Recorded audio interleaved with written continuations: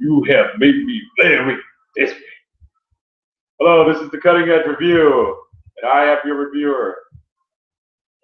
And today I am doing because of the getting psyched up for the new movie by Marvel Comics, Walt Disney, Avengers, Marvel's Avengers. I don't mean Avengers with some holiday. I mean the Marvel's Avengers with Chris Evans, Robert Downey Jr., Chris Hemsworth, Mark Ruffalo, Samuel L. Jackson, and Jeremy Renner, and Scarlett Johansson. And to celebrate, because I'm celebrating the Avengers Age of Ultron that's coming out in a couple months, I wanted to review this movie.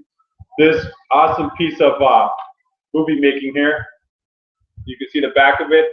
This movie at one point was the #1 movie in the world, people.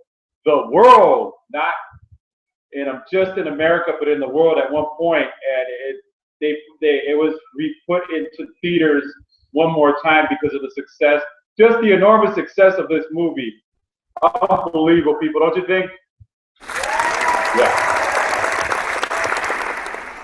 And this movie, it brings in the first movie of its kind, really, that brings in an all-star cast and bringing the first movie of its kind to bring every superhero that Marvel makes cinematic history and unites a superhero team of a lifetime. And keep in mind that DC will be releasing it at some point in the future, maybe when we're 50, just kidding, the Justice League movie. But right now, we have this movie. This movie is the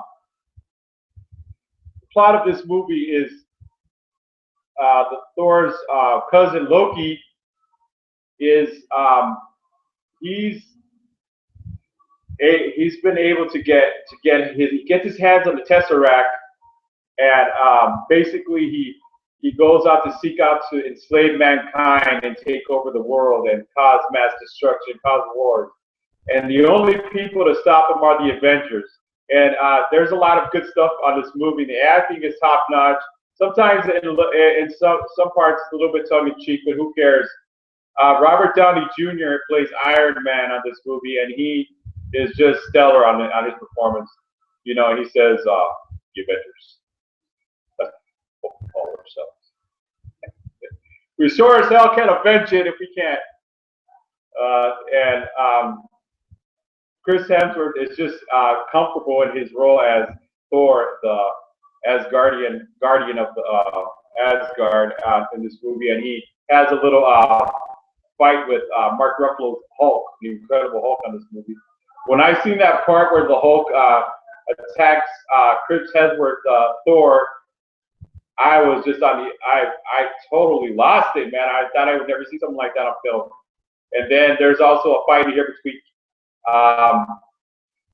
Iron Man and Thor, and it starts in the woods, and where Loki's just kind of standing there enjoying the whole thing. He's having fun, and Captain America interrupts the fight, and then of course you see that part where Thor tries to strike him with his hammer, and it just causes humongous noise. It causes like a shockwave. And Samuel L. Jackson plays Nick Fury on this movie, and he really is just comfortable in any role he plays. And any role that Samuel L. Jackson plays, he's really comfortable. And I swear he's comfortable about it. He pronounces all his words exactly the way it was done. You have made me very desperate. And he does it really well, a delivery that's really epic in his performance, and he plays the director of S.H.I.E.L.D. And if you remember, he started made his cinematic Marvel Universe debut on Iron Man 2, and he shows up with, of course, Scarlett Johansson, probably one of the most sought-after actresses right now. Scarlett Johansson is just everywhere. If you're a Scarlett Johansson fan, or if you just even if you're not, she's everywhere, and she's really she gets to play not just here to kick some serious ass and stuff. She's here to also play a more vulnerable side of herself, and she does it on this movie. But she's so smart, you know. She's basically a spy, you know, and she's able to get the truth out of people by tricking them in ways that a CIA and FBI DA would probably envy. And Mark Ruffalo plays Bruce Banner on this movie, and he's just one big tortured soul. We've seen previous, you know, guys play the Incredible Hulk, but a lot of them, I think they all did well, you know, and with of course the original Incredible Hulk movie was had a lot of downtime. It was pretty boring, and then but of course when the Hulk did actually come on the screen, it was actually exciting to watch. But on this movie, you get to really see that Mark Ruffalo reveals that how does he change from the Incredible Hulk to back to Bruce Banner and Bruce Banner the Hulk, because he's always angry. And on this movie, he reveals that secret. And lastly, Chris Evans as Captain America. If you know the end credits, like every time you watch a Marvel film, you're gonna want to watch the end credits. But most of us just walk and take off already. I'm really tired to get out of here already. Usually when we see a Marvel Comics movie, we're gonna watch the end credits scene because it's really important, especially because we are going to be entering the Marvel Phase 1 and 2 movies in the near future already with Captain America and several other films. And so Chris Evans wakes up in a world that he's not familiar with it, a world that he came from, but it's not 1945 anymore, and it's the modern age already. And they don't state, you know, it's our time, but it is our time technically.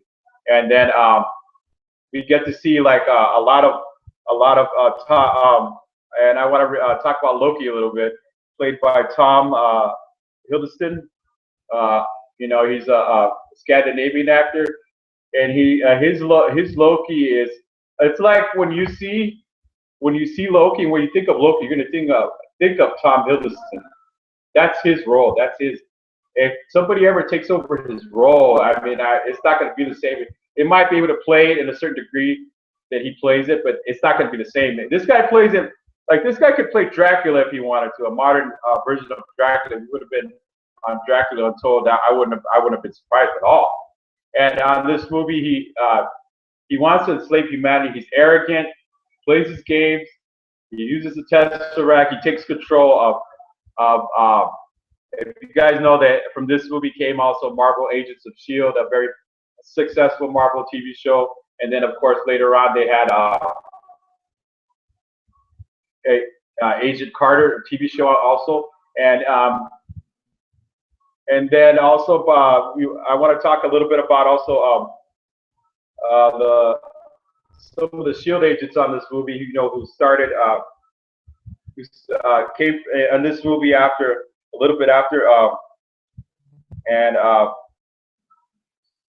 this movie also talks about, like, I think what's his name is Clark Gregg and Kobe Smulders, and these some of these actors on here ended up coming on Marvel's Agents of S.H.I.E.L.D., and this is it kind of gives you like preparation for that show. And this movie was an unbelievable blockbuster, and I'm just waiting for Age of Ultron, in a couple of months we'll see it, and then you know, we're gonna have a Marvel, we're gonna have an Iron Man 3, an Iron Man 4, I'm sorry, and a Captain America 3, and another Thor movie, and so on and so forth. And there's rumors about another Incredible Hulk movie, but hopefully. The last Incredible Hulk movie they did with where he fights Abomination on that movie, that was fine and it was pretty good, not bad. And there was talk of even a Black Widow standalone film with Scarlett Johansson, seeing how popular she is right now. And Jeremy Renner is definitely gonna play a big role. And he came on the Mission Impossible movies, and he's really circulating a lot, you know. And he also the Born Identity, the Born Supremacy movies. And also Samuel L. Jackson, you guys know he's a staple in Hollywood right now.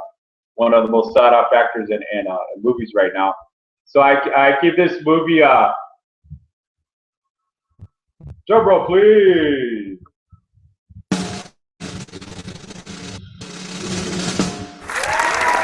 A 10, people. Simply because it's Marvel Comics and it's the first movie of its kind. If you guys remember it, back in 1982, that was the first time you actually saw superheroes and supervillains fighting in a city and actually fighting in the middle of a metropolis kind of scenario. And then this movie just kind of builds on that. And then, you know, basically they're trying to stop an alien invasion from another dimension led by Loki. And then at the end of this movie, they show, at the end credit scene, they show Thanos. If you guys know him from Marvel Comics at all, he's major villain on this in the Marvel Cinematic universe now, and he's from the comic books, and I've been watching him for years. He has the Infinity gems, and what they call the Infinity Gauntlet, and those are going to be what they call right now is the Marvel Phase 1 and 2 movies, and the Captain America Civil War movies that are coming up soon. So yeah, I give this movie a 10. It's just top notch, and it's everything you want to see, you know, and everything and it's only gonna get better. Hopefully they do this next Avengers. It's gonna be hard to top this movie, but then again, you know, you never know. They might actually top this movie because Thor: The Dark World was pretty good, but yeah, I guess it topped the first Thor movie, but you know, there's a couple of loopholes in that movie. So we're expecting another couple months in the summertime to see Avengers: Age of Ultron, and I hope you guys are down with that. If you're down with that, let me know, man. No, I was kidding. It's definitely a movie to go see, and we are just like ecstatic to go see Avengers to Age of Ultron. This is the Cutting Edge Review, and I am your